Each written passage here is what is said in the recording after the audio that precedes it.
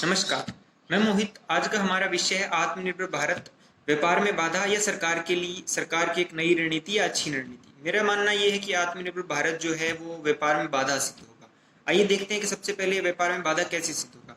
तो इसके लिए हमें सबसे पहले सरकार की कुछ नीतियों की ओर देखना चाहिए। तो सबसे पहले सरकार चाहती है कि 300 विदेशी उत्पादों पर आयात शुल्क को बढ़ाया जाए। दूसरी बात जो है सरकार ये करना चाहती है कि जो कस्टम्स एक्ट है उसमें बदलाव किए जाएं और सरकार को ये शक्तियां दी जाएं कि वो जब चाहे कस्टम्स एक्ट में बदलाव करके और इंपोर्ट को बढ़ा दे। तो हमें सबसे पहले ये जानना होगा कि ये सरकार की जो नीतियां हैं वो इस ओर बढ़ रही हैं कि व्यापार में बाधा उत्पन्न हो रही है अपने आप, इस आत्मनिर्भर भारत जो स्कीम लागू करना चाहती है सरकार। और जब हम दूसरी बात ये देखते हैं कि आत्मनिर्भर भारत जो है वो कहीं ना कहीं सरकार के लिए या भारतीय अर्थव्यवस्था के लिए कोई नई टर्मिनोलॉजी या नई व्यवस्था नहीं लाने जा रही है, क्योंकि हम ये व्यवस्था 1950 और 90 के दौर में इसके बदले स्वरूप में देख चुके हैं। जब हम ये देखते हैं कि 1950 से 90 का दौर कैसा रहा था, तो हमने 4 से 5% की ग्रोथ रेट जो वृद्धि दर थी वो दर्ज की थी, जो काफ़ी कम वृद्धि दर थी और जिसे हम हिंदू ग्रोथ रेट कहकर संबोधित करते थे। और 1990 के बाद का दौर कहीं ना कहीं भारतीय अर्थव्यवस्था के लिए अच्छा रहा है, जिसमें हम एलपीजी को लाए और इस योजना के साथ आगे बढ़े कि लेट मार्केट्स वर्क, मतलब मार्केट को काम करने दीजिए। और सरकार का ये काम नहीं है कि सरकार मार्केट में हर काम के लिए हस्तक्षेप करे। मैं आपको छोटे से उदाहरण के साथ ये बताना चाहूंगा कि कैसे जो आयात शुल्क हैं वो कम करना भारतीय अर्थव्यवस्था के लिए अच्छा रहा है और 1990 के बाद का दौर कैसे भारतीय अर्थव्यवस्था के लिए बहुत लाभदायक सिद्ध हुआ है। एक छोटा सा उदाहरण लीजिए, सेल फोन या मोबाइल फोन जब 1990 के दौर में आए थे, तो जब आप बात करते थे किसी पर, तो सबसे पहले तो इनकमिंग कॉल के भी चार्जेस लिए जाते थे आपसे।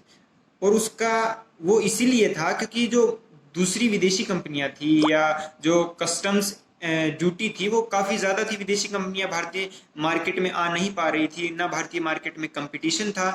तो जो मार्केट में सेल फोन का पेनिट्रेशन जो होना है, जिसमें हम आम भाषा में अगर कहते हैं कि सबको मोबाइल मिलने का, जो गांव गांव तक मोबाइल पहुंचने का दौर था, वो तभी आया जब दूसरी कंपनियां जो हैं वो भारतीय अर्थव्यवस्था में आई।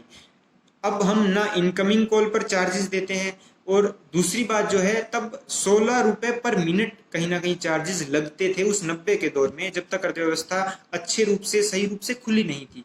तो ये स्पष्ट उदाहरण है कि हमने अर्थव्यवस्था में, जब हम अर्थव्यवस्था को बंद कर देते हैं तो हमारे सामने कितने नुकसानदेह परिणाम होते हैं।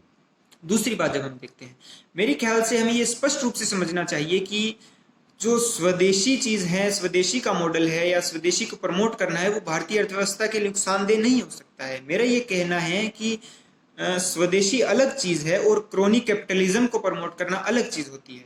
अब आप छोटे से उदाहरण से समझिए कि अब जो भारतीय अर्थव्यवस्था का हम परिणाम देख रहे हैं, उसमें छोटी छोटी कंपनीज जो है वो बंद हो चुकी हैं और एक बड़ी कंपनी कहीं ना कहीं खड़ी हो रही है। बड़ी कंपनी का मतलब है कि कहीं ना कहीं क्रोनी कैपिटलिज्म या मार्केट में मोनोपोली बढ़ रही है। मतलब छोटी कंपनियों को दरकिनार किया जा रहा है, बाहर की कंपनियों को कस्टम्स ड्यूटी के द्वारा यहाँ प्रवेश करने से रोका जाएगा। छोटी कंपनियां काम कर नहीं रही हैं, तो देश में कहीं ना कहीं एक बड़ी कंपनी बचेगी जो मार्केट को कंट्रोल करेगी। तो ये जो अर्थव्यवस्था का ढांचा है, ये वही ढांचा है जो 1990 के दौर के पहले हमने भारतीय अर्थव्यवस्था में देखा था, और यही ढांचा भारतीय अर्थव्यवस्था के लिए नुकसानदेह हुआ। एक छोटे से बिंदु पर आप गौर कीजिए, जब हम ये देखते हैं कि भारतीय अर्थव्यवस्था के लिए क्या प्रतियोगिता नुकसानदेह होती है या फिर प्रतिबंध नुकसानदेह होते हैं, मतलब भारतीय अर्थव्यवस्था में कंपटीशन जो है वो क्या नुकसान किया है कभी पहले के दौर में, तो हम ये देखते हैं कि 1990 के दौर के बाद भारतीय अर्थव्यवस्था में जितनी भी कंपनीज आई हैं, भारतीय कंपनीज ने उन कंपनीज को अच्छा कंपटीशन दिया है। भारतीय अर्थव्यवस्था जो है वो प्रतियोगिता से कभी भी नुकसान में नहीं गई है, मगर भारतीय अर्थव्यवस्था प्रतिबंध की वजह से नुकसान में जरूर गई है। तो मेरा यही मानना है कि प्रतियोगिता भारतीय अर्थव्यवस्था के लिए हमेशा अच्छी रही है, और आत्मनिर्भर भारत जो है वो प्रतियोगिता को कहीं ना कहीं कम करने जा रहा है और प्रतिबंधों को बढ़ाने जा रहा है। इसी कारण हम जब देखते हैं कि अर्थव्यवस्था का जो ये मॉडल है, आत्मनिर्भर भारत का मॉडल, ये कहीं ना कहीं भारतीय व्यापार में बाधा सिद्ध होगा। धन्यवाद।